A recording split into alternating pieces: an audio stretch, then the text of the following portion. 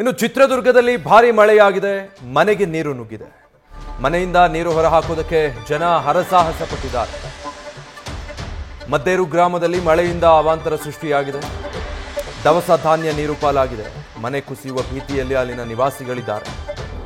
ಚಿತ್ರದುರ್ಗದಲ್ಲಿ ಹೆಚ್ಚಿಗೆ ಮಳೆಯಾದ ಪರಿಣಾಮ ಇಂಥ ಪರಿಸ್ಥಿತಿ ನಿರ್ಮಾಣ ಆಗಿದೆ.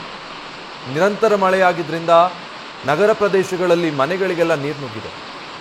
ಜನ ಇಡೀ ದಿನ ಮನೆಯಿಂದ ನೀರನ್ನು ಹೊರಹಾಕೋದಕ್ಕೆ ಹರಸಾಹಸ ಪಟ್ಟಿದ್ದಾರೆ. ಬಟ್ ಮಳೆ ನಿರಂತರವಾಗಿ ಬರ್ತಾನೆ ಇದೆ, ಏನು ಕೂಡ ಸಾಧ್ಯ ಆಗ್ತಾ ಇಲ್ಲ. ಮನೆಯಲ್ಲಿ ಬೆಲೆ ಬಾಳುವಂಥ ವಸ್ತುಗಳಿರ್ತವೆ.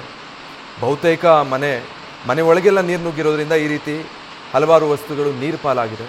ಚಿತ್ರದುರ್ಗದ ಮದ್ದೇರು ಗ್ರಾಮದಲ್ಲಿ ಈ ರೀತಿ ಅವಾಂತರ ಆಗಿರೋದು.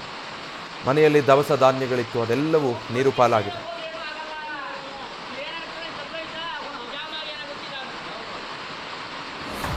ಇನ್ನು ಚಿತ್ರದುರ್ಗ ಜಿಲ್ಲೆಯಲ್ಲಿ ತಡರಾತ್ರಿ ಮಳೆ ಜೋರಾಗಿ ಅಬ್ಬರಿಸಿದೆ. ಈ ಭಾರಿ ಮಳೆಯಿಂದಾಗಿ ನೂರಾರು ಎಕರೆ ಬೆಳೆ ಕೂಡ ನಾಶ ಆಗಿದೆ. ಮೆಕ್ಕೆಜೋಳ, ಈರುಳ್ಳಿ, ಶೇಂಗಾ ಬೆಳೆದಿದ್ದಂಥ ಅನ್ನದಾತರು ಸಂಪೂರ್ಣ ಕಂಗಾಲಾಗಿದ್ದಾರೆ. ಕುರುಡಿಹಳ್ಳಿಯಲ್ಲಿ ಈರುಳ್ಳಿ, ಮೆಕ್ಕೆಜೋಳ ಬೆಳೆಗಳು ಹಾನಿಯಾಗಿದೆ.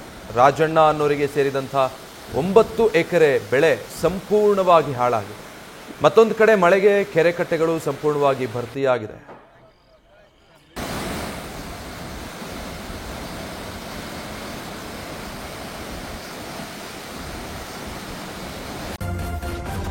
ನ್ಯೂಸ್ ಫಸ್ಟ್ ನಿರ್ಭೀತಿಯಿಂದ ನಿಮ್ಮ ಪರವಾಗಿ.